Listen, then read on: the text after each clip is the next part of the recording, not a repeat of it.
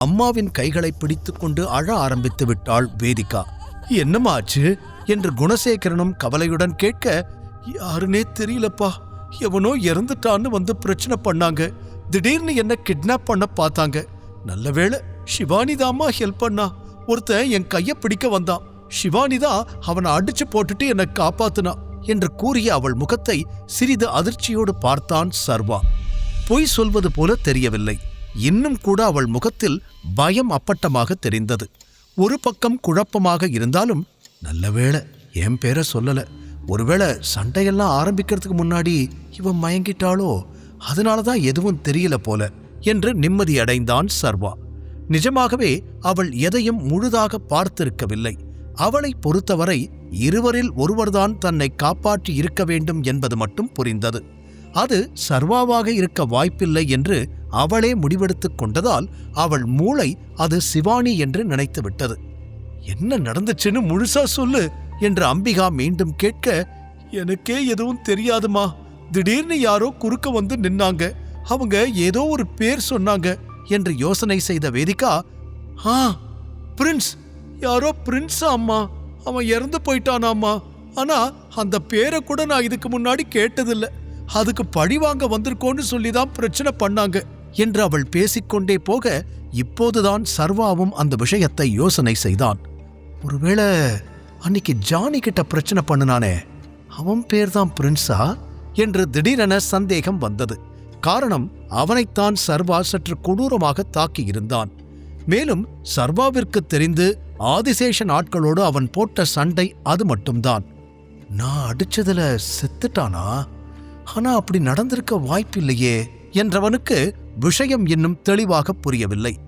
வேதிகா மேலும் சம்பவத்தை விவரித்துக் கொண்டே இருக்க, அம்பிகா குறுக்கிட்டு, ஒரு நிமிஷம் இரு, அவங்க எல்லாரும் உன்கிட்ட பிரச்சனை பண்ண வந்தப்போ இந்த சர்வா உன்கூடையா இருந்தான். அவன் என்ன பண்ணிக்கிட்டு இருந்தான்? உனக்கு ஹெல்ப் பண்ணலையா என்று கேட்டதும் சர்வாவை நிமிர்ந்து பார்த்தாள் வேதிகா. சில நொடிகள் இருவரும் பார்வை பரிமாறிக்கொள்ள, சட்டென முகத்தை திருப்பிக் கொண்டவள், இவன் எந்த ஹெல்ப்பும் பண்ணல. கொஞ்ச நேரத்துக்கு முன்னாடி இன்வெஸ்டிகேட் பண்ண வந்த போலீஸ் சொன்னாங்க, பிரச்சனை நடக்கும்போது இது காருக்கு பின்னாடி ஒளிஞ்சிட்டு இருந்துச்சா என்று வேதிகா தனக்கு எல்லாம் தெரிந்தது போல் கூற, சர்வா ஆச்சரியமாய் அவளை பார்த்தான். இதைத்தான் எதிர்பார்த்தேன் என்பது போல இருந்தது அம்பிகாவின் ரியாக்ஷன். நினைச்ச இதுதான் நடந்திருக்கும்னு. இவன் தான் எதுக்குமே லாய்க்கில்லையே. இதுக்கு முன்னாடி உனக்கு பிரச்சனை வந்தப்போ கூட அப்படியே விட்டுட்டு ஓடுன வந்தானே இவன். பணம் காசு இல்லைனா கூட பரவாயில்ல, ஆனா ஆம்பளைக்கு கொஞ்சம் தைரியமாச்சு இருக்க வேணாம்? சரியான கோழை என்று தலையில் அடித்துக் கொண்டார் அம்பிகா. அம்பிகா, கொஞ்சம் அமைதியா இரு என்று குணசேகரன் வழக்கம் போல அவரை அமைதிப்படுத்த முயல, முடியாது, நீங்க முதல்ல அவனுக்கு சப்போர்ட் பண்றத நிறுத்துங்க. நம்ம பொண்ணோட நிலைமைய பத்தி கொஞ்சமாவது யோசிச்சு பாத்தீங்களா? அவளுக்கு ஏதாவது ஆகியிருந்தா என்ன பண்ணிருப்பீங்க? அவளுக்கு ஒரு ஆபத்து வரும்போது காப்பாத்தாம காருக்கு பின்னாடி போய் ஒளிஞ்சிருக்கா. அத நினைக்க எனக்கு எப்படி இருக்கு தெரியுமா என்று அம்பிகா பேசிக்கொண்டே போக, ஒரு நிமிஷம் பொறுமையாயிரு வேதிகா, அவங்க பேர் ஏதாவது தெரியுமாமா? யார் எங்கிருந்து வந்தாங்கன்னு ஏதாவது சொன்னாங்களா என்று வேதிகாவிடம் குணசேகரன் கேட்டார். அது சரியா தெரியலப்பா. அதுல ஒருத்தன் பேரு ரஞ்சித். அவன் ஏதோ ஒரு பெரிய ஆள் கூட இருக்கிறவன்னு சிவானி சொன்னா. அவங்க ஆளை டைகர் கொன்னுட்டானா. அந்த நேரத்துல சர்வா அங்க இருந்திருக்கான் போல. அதனால இவனுக்கு ஏதாவது தெரிஞ்சிருக்கும்னு சொல்லி எங்க கிட்ட வந்து பிரச்சனை பண்ணாங்க என்று வேதிகா சொல்ல, குணசேகரும் அமைதியானார். கேட்டீங்கல்ல, இப்ப தெரியுதா உங்க அம்மா ஆப்பளையோட லட்சணம்? இவன் தான் ரவுடி மாதிரி போய் சண்டை போடுறானே, அதுல யாராவது தான் இவனை தேடி வந்திருப்பாங்க. ஆனா ஒரு விஷயம் எனக்கு புரிய மாட்டேங்குது. தேவையில்லாத இடத்துல எல்லாம் பிரச்சனை பண்ற இவன் நம்ம பொண்ணுக்கு ஒரு ஆபத்துன்னு வரும்போது மட்டும் ஏன் எதுவுமே பண்ண மாட்டான்? நான் உங்ககிட்ட தெரியாம தான் கேக்குறேன். ஊர்ல எந்த தாத்தாவாவது தன்னோட பேத்திக்கு இப்படி ஒருத்தனை கல்யாணம் பண்ணி வைக்க நினைப்பாரா?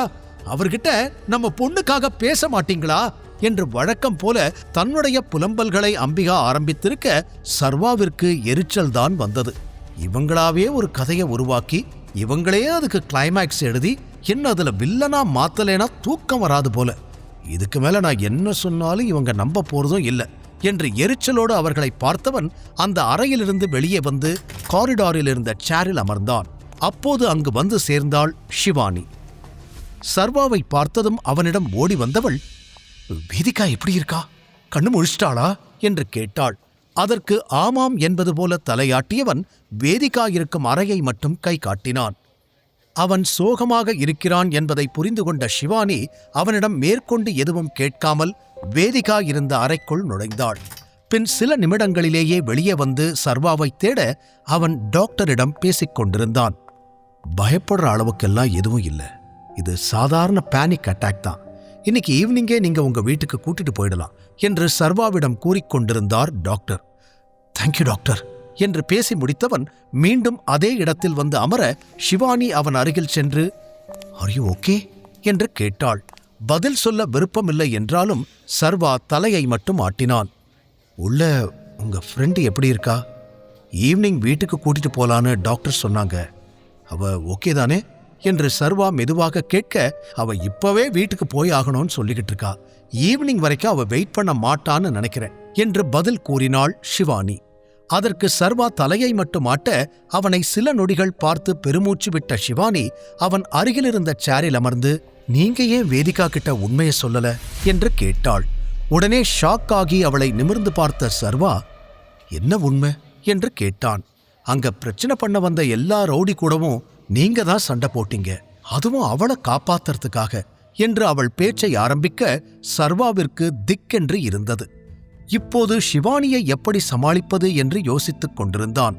வேதிகா அவனுடைய சண்டை காட்சிகளை பார்க்கவில்லை என்றாலும் உடனிருந்த ஷிவானி அனைத்தையுமே பார்த்திருந்தாள். சர்வா இன்னும் அதிர்ச்சியில் இருக்க அவனை காமாக்குவதற்காக சிரித்தாள். நீங்க சண்டை போட்டதை பார்க்க எப்படி இருந்துச்சு தெரியுமா? ஏதோ பெரிய ஹீரோ மாதிரி சண்டை போட்டீங்க, ஆனா ஒரு விஷயம் எனக்கு நல்லா தெரிஞ்சுது என்று சொல்லி சில நொடிகள் இடைவெளி விட்டவள், நீங்க ஃபர்ஸ்ட் டைம் சண்டை போட்ட மாதிரி இல்ல, அடிக்கடி இந்த மாதிரி சண்டை போடுவீங்களா என்று அவள் அடுத்தடுத்து கேள்விகள் கேட்க சர்வா சிரிப்பை மட்டுமே பதிலாக கொடுத்தான். எது கேட்டாலும் சிரிச்சே சமாளிக்கிறீங்க. ஓகே, நான் ஃபர்ஸ்ட் கேட்ட கேள்விக்கு இன்னும் பதில் சொல்லலையே, ஏன் வேதிகா கிட்ட உண்மையை சொல்லல என்று ஷிவானி நிஜமாகவே புரியாமல் கேட்டாள். உள்ளே அம்பிகா இன்னும் கூட சர்வாவை திட்டுவதை நிறுத்தி இருக்கவில்லை. உண்மையைச் சொன்னால் இந்த தேவையில்லாத பேச்சுகளாவது குறையுமே என்பது அவளது எண்ணம். அவள் கேட்ட கேள்வியில் விரக்தியாக சிரித்த சர்வா, அத சொன்னா மட்டும் இப்ப என்ன மாறிடப் போகுது, ஒரு யூஸும் இல்லை என்று பதில் கூறினான். ஏன் மாறாது? எல்லாம் மாறும்.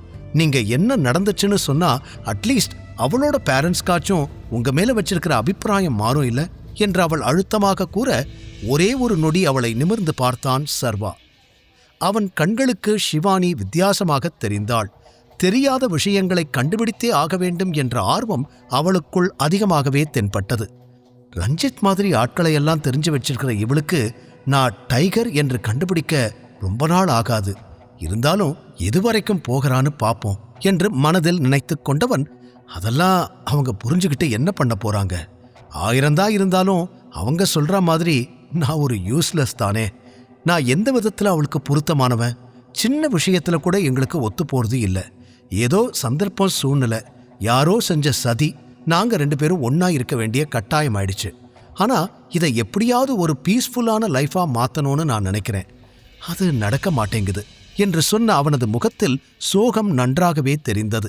அவளும் ரொம்ப குழப்பமான மைண்ட் செட்ல தான் இருக்கா, கொஞ்சம் டைம் கொடுக்க இதுக்கெல்லாம் அவளும் பழகிடுவா, அது வரைக்கும் நீங்க தான் பொறுமையா இருக்கணும் என்று அவனுக்கு ஆறுதல் சொன்னவள், எனக்கு இன்னொரு டவுட்டு, நீங்க எப்படி இவ்வளோ சூப்பரா ஃபைட் பண்றீங்க, எங்க கத்துக்கிட்டீங்க என்ற அடுத்த கேள்வியை கேட்க, இவ தோண்டி துருவி எல்லாத்தையும் தெரிஞ்சுக்காம போக மாட்டா போலியே என்று உள்ளுக்குள் லேசாக எரிச்சல் ஏற்பட்டாலும், இது கத்துக்கிறதுக்கு நான் எங்க போக போறேன், நான் ஆர்ஃபனேஜில் வளர்ந்தேன், நான் ஒரு அனாதை, அதனால என்னை அடிச்சா கூட யாரும் கேட்க மாட்டாங்க, அந்த மாதிரி சூழ்நிலையில நான் தானே என்னை காப்பாத்திக்கணும் இல்ல, ஸ்கூல் காலேஜ் ரோடுன்னு போற இடம் வர இடம் எல்லா பக்கமும் பிரச்சனை தான், எல்லார்கிட்டையும் ஒவ்வொரு நாளும் சண்டை போட்டு ஜெயிக்கிறது தான் என்னோட வேலையே, அதனால இதெல்லாம் எனக்கு ரொம்ப சாதாரணமாவே வரும் என்று கூறியவன் முகத்தை வேறு பக்கம் திருப்பிக் கொண்டான்.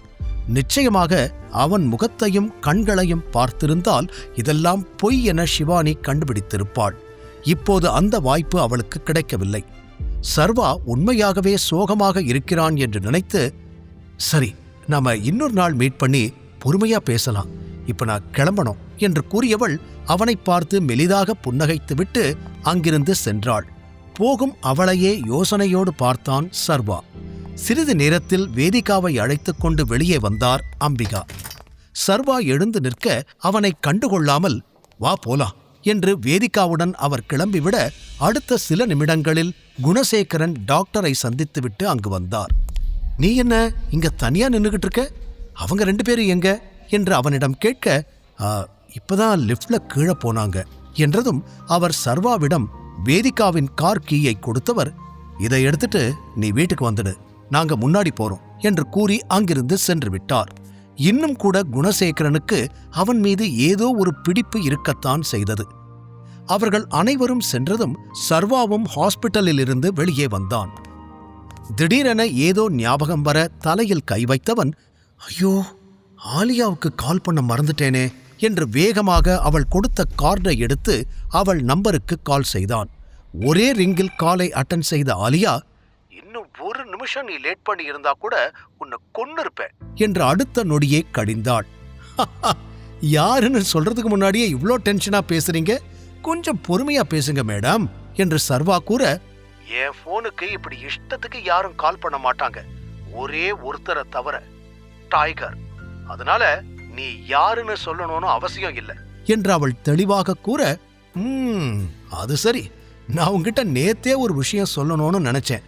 நந்திதா, இப்ப நீங்க ரொம்ப பெரிய பொண்ணாயிட்டீங்க, ரொம்ப பேசுறீங்க என்று பேச்சை ஆரம்பித்தான் சர்வா.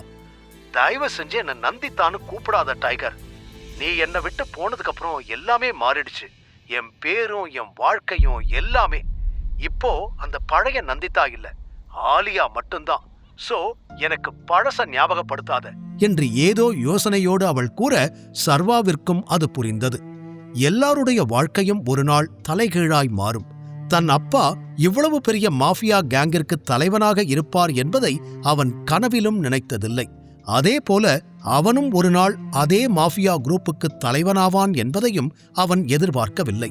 இதையெல்லாம் யோசித்துப் பார்க்கும்போது ஆலியாவின் வார்த்தைகளில் உள்ள வலி அவனுக்கு புரிந்தது. அதனால் எதுவும் பேசாமல் சில நொடிகள் அவன் அமைதியாகவே இருக்க, டைகர், இப்ப நீ என்ன பண்ணிக்கிட்டு இருக்க?